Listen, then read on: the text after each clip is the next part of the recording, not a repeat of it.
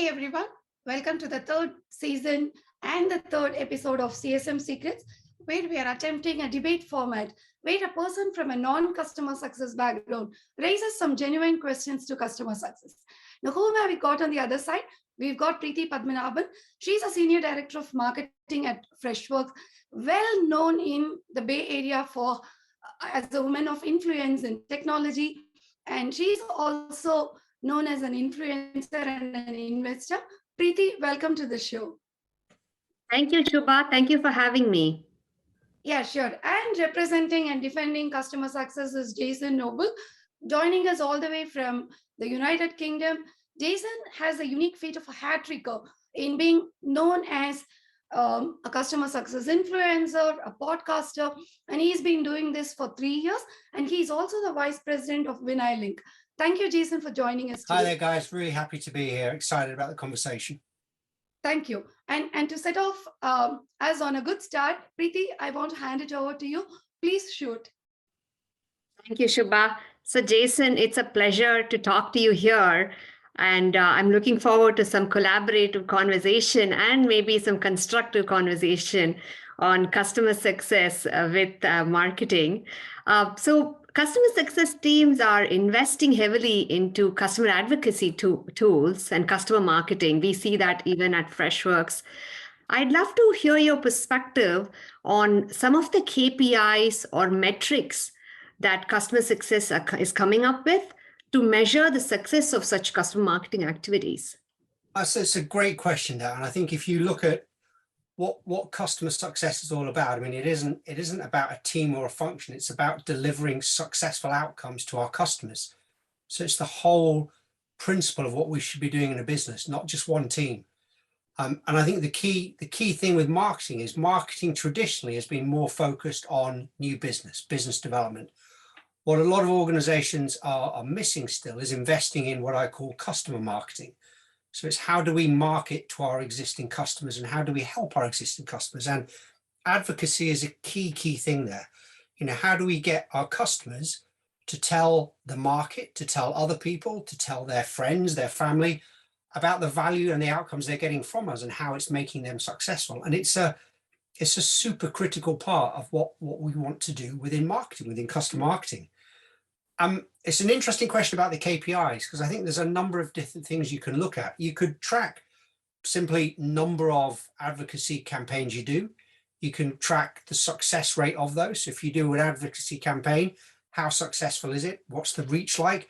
So it's no different really to normal marketing. You could also track inbound queries that come in through advocacy. So if we do a video or a case study that goes out to our prospects, goes out to the market, and that's come from a customer, and we get some potential leads and conversations for that, they're things to track. A lot of businesses use the idea of what they call customer success qualified leads, so CSQLs. You know, these are opportunities, if you want, identified within the customer success function that then go through either to an account management function, or it can be part of the CS function, which is my preference, but take that through to closure. So if there's some existing customers that we can do more business with, that could come through the customer success team. If we get a lead that comes in from a brand new prospect, then that can go through the sales process. So I think tracking the quality of leads that come through the campaigns, and you could also track kind of value of these opportunities that come through the campaigns. There are a couple of ones that I think there, and I think it really depends on the type of advocacy. You know, are you doing case studies, videos? Are you doing write-ups? Are you doing interviews? And you could also track the success of the different types of them. You know, some customers may be more happy to engage, happier to engage with you on some of these, whereas they wouldn't be on other ones. So I think there's some of the ones I'd look at. Great points there, Jason. I think, what I'm taking away is that one is certainly it's certainly less expensive to go and sell to an existing customer than to go find new ones, right? And we've known that. And secondly, on talking about the leads and the value, I certainly think I can resonate well with that as certain key metrics. And also nowadays, people are buying only through referrals. Referral selling is one of the most important ways and easiest ways to get more customers. So that hits the nail out there, what you said. It does completely. And even if you look at, even as a consumer, the number of sites where you leave reviews and feedback, that's advocacy. You know, sure, it can go the other way if people leave bad feedback, but that's what businesses want. They want their customers out there marketing, because it is like you say, it's a I want to say simpler. It's not a simpler form of, it can be a more cost-effective form of marketing if your customers help you. They use their own political and social capital to get out there and talk about you. You mentioned at the beginning about the kind of the cost of acquisition. And yes, it is. If you look at existing customers, they're existing customers. It's easier to upsell and cheaper to upsell to an existing customer than it is to go out and go through new business. And the cost of acquisition is massively reduced. So there are those benefits as well. That side of the equation is for our favor as well. Absolutely. Well, I have a controversial question here, and I want to hear your thoughts, right? You know, marketing loves to be part of direct conversations with customers. Sure. And CSMs that I've worked with, are the ones in touch with the customer. And what do you think? Is it better for marketing to be part of these conversations or gather the input from the CSM? I believe it's great for marketing to be on it, but would love to hear your thoughts. I want to add another controversial question to what Preeti said, right? So the marketing guys are seasoned and trained and educated to do marketing, right? They bring that skill set. So why not them directly handle this? CSM say they need to bring it. So just some questions for you to. But for me, they're not controversial questions. It really, you'll find with a lot of customer success professionals, the answer is it depends. Depends on your organization. You know, if your organization has the marketing team focused on new biz, and that's all they do, they've got no capacity to do customer campaigns, then sure, it makes sense for your customer success team to do it. And we want to collaborate. We want to be trained. We want to know what good marketing looks like. So we have to work with a marketing team.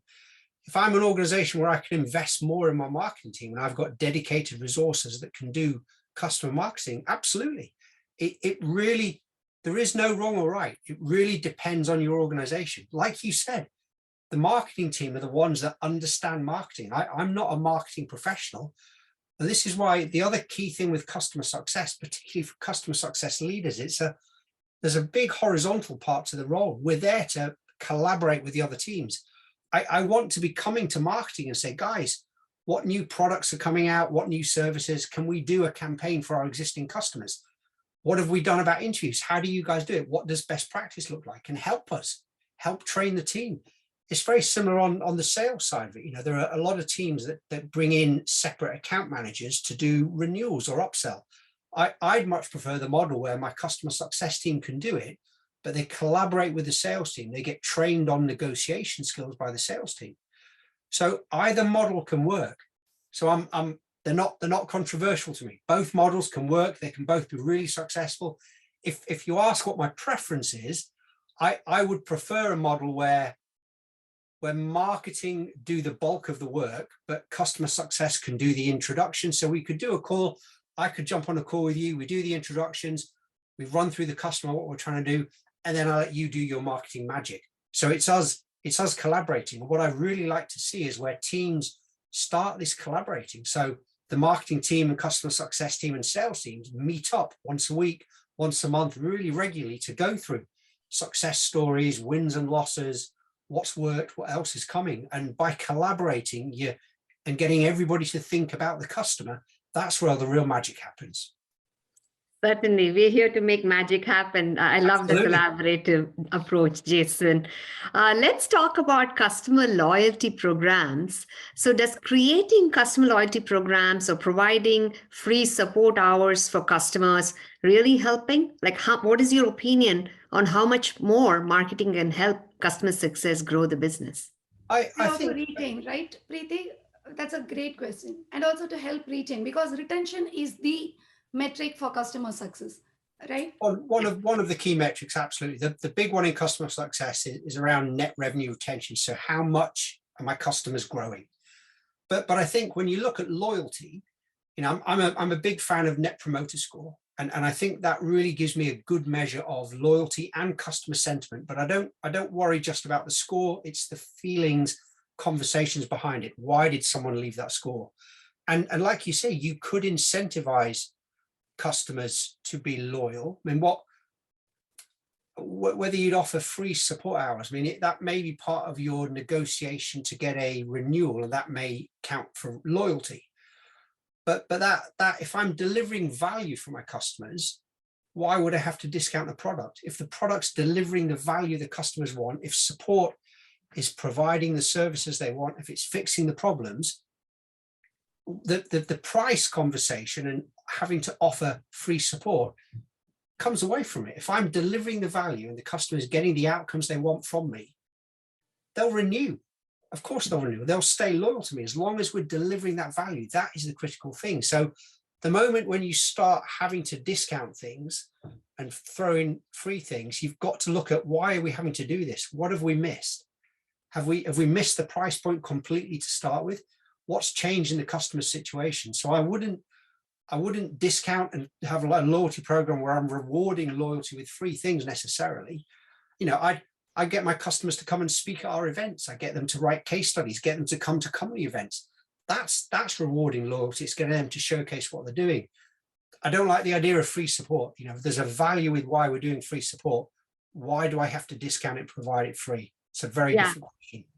No, I completely agree with that. Sometimes when you provide things for free, people wonder, like, what's the catch, But you set the wrong expectation as well. Support, again, it depends on your business model. Support may be included in your pricing, but if you set the precedent that you're going to do this for free, what will happen next time, and what happens next time? And a lot of organizations, to get those, particularly organizations starting off, to get those first wins, discount the pricing.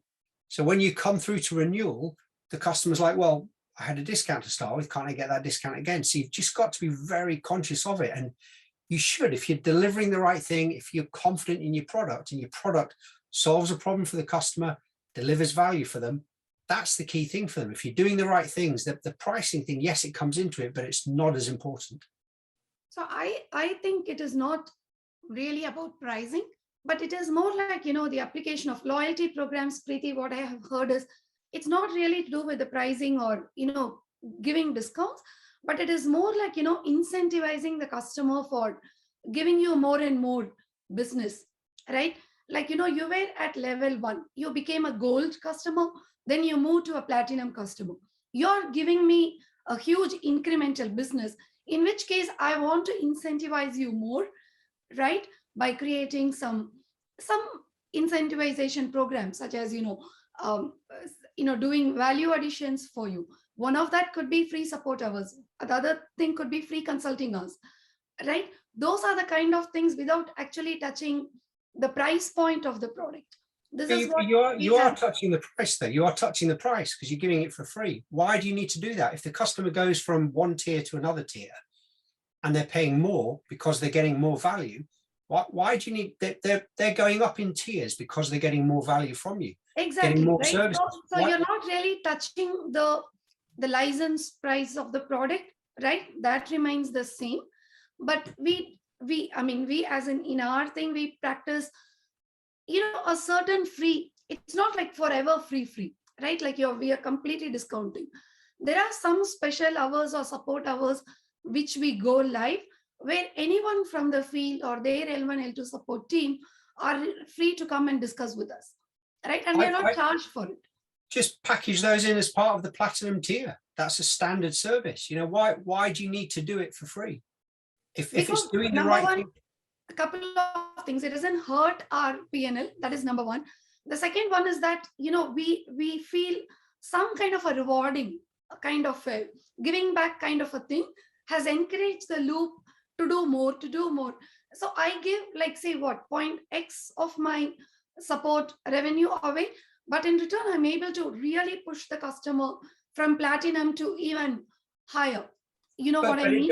it does impact your P&L. If you're giving away support, it impacts your P&L. Not by a significant means is what I'm saying. Not by a very significant means. But I think what you've got to do is look at, does that become, for a customer to go to platinum, if I only have to provide free support, that to me doesn't sound right. I mean, that's not how it is. No, I agree with it. That's not how it is done.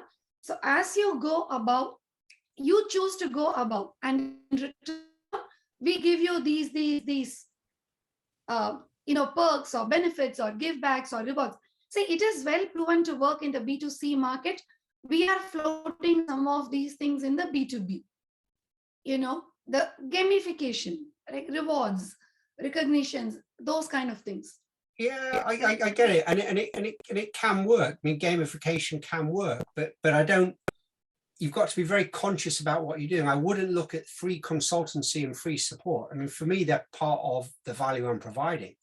There are other models you can do, but I'd question in B2B, gamification might be you become a level 2 user or a level 3 user. Why do I need to reward discounted or free support? I just don't like the idea of that, because if my customer's getting value for me from what I'm delivering, why do I need to discount it? It shouldn't come into it. You are affecting the price. If I'm giving free consultancy or free support, it's the same, just in a different bundled up differently. I'm reducing the price.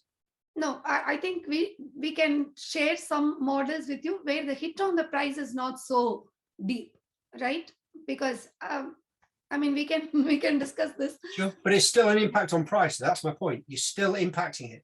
I'd rather come up with a simple pricing model that the customer knows exactly what they're getting for, not have to throw in free incentives to get them. The point here is, with those free incentives also, we've actually increased the revenue and margins. When I say margin, the net margins. But yeah, I think it's a different discussion. I guess the marketing person has to come and make peace here. Yes, I'm going to throw in a new question here for you, Jason. One of my initial conversations with our chief customer officer to ask about something that's most important to the customer experience group, the answer was to reduce and prevent churn, right? Because when you can retain $1, you actually make more than going and trying to earn another dollar. And marketing will be able to help with that, I believe. I would love to hear what marketing can do with respect to preventing churn, increasing net dollar retention, right? What do you think? I think it really, you've got to look at why you've got churn, and churn's not, there are lots of different causes of churn. Some may be specific to customers, some may be broader. Marketing can help by talking more about product, what new features are coming, what are our plans, and us as a thought leader, how are we leading the industry? That absolutely marketing can hear, and you can match what our product plans are and service plans are with what the customer plans are. So I think that's a key role that marketing can play, but only for certain types of churn. If there are certain types of churn that are related to changes in customer circumstances or external market factors, marketing may not be able to help. But I think marketing can absolutely help with what the message is around the product. Where are we going? What's the roadmap? What are our plans? How are we positioning ourselves as a thought leader? What are new services coming, as I said, and new products? That sounds great, Jason. Are there any final words or insights from you that you'd like to share with the audience?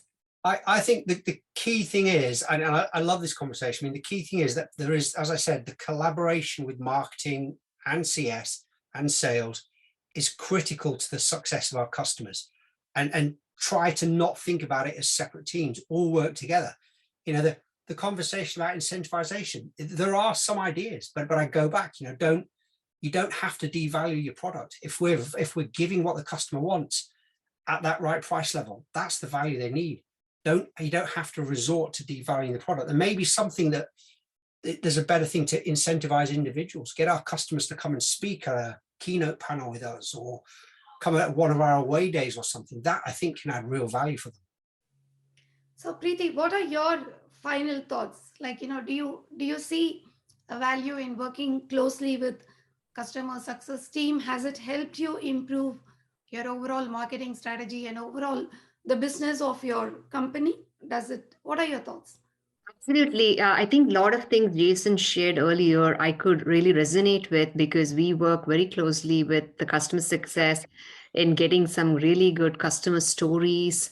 I personally even have some mentees in the customer success side because I help to tailor some of the messages that customer success is sending out, because marketing can provide insights on how to word and message and position some of those key messages that customer success is sending to their customers. So it's certainly a wonderful and mutually cooperative and collaborative relationship that can overall benefit the company, across the board.